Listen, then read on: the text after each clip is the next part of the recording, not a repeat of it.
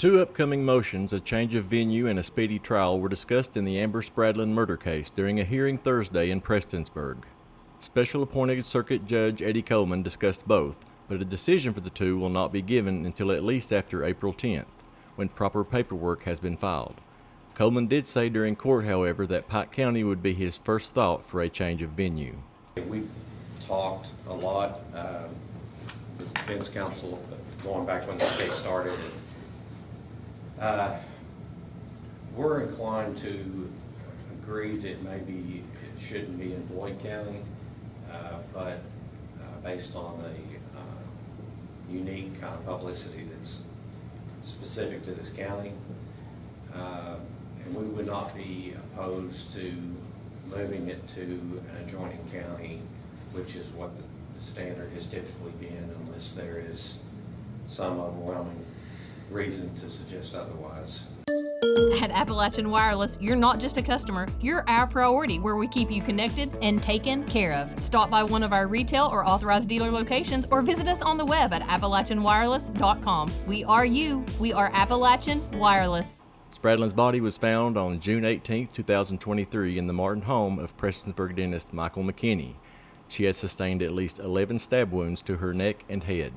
In October, a grand jury returned 3 indictments in the case. Michael McKinney, his son, Michael M.K. McKinney III, and family friend Josh Mullins were all charged with 8 counts of complicity to tamper with physical evidence. M.K. McKinney was additionally charged with Spradlin's murder.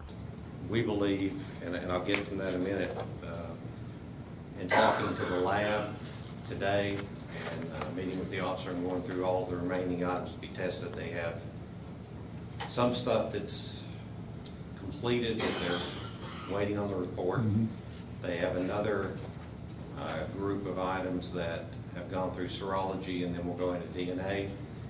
And then we have what we believe will be one final submission of 20 or so items that they've agreed to take over and above their normal 10-item limit, that they felt like they could have that completed, maybe by the fall or later this year, well before the end of the year. And of course, upon completion of that, depending on what's in it, I believe that everyone would have to have some time to digest that information and respond accordingly, because I would also assume that this case we're going to be looking at multiple experts retained, and experts that would be testifying in response to DNA results or other things that they can't form an opinion and make any kind of timely notice of without having it at least for, in hand for a few months. Turner said following the hearing he would prefer a venue in an adjoining county and a trial date sometime in late January or early February of next year. Reporting for Mountaintop News, I'm Sheldon Compton.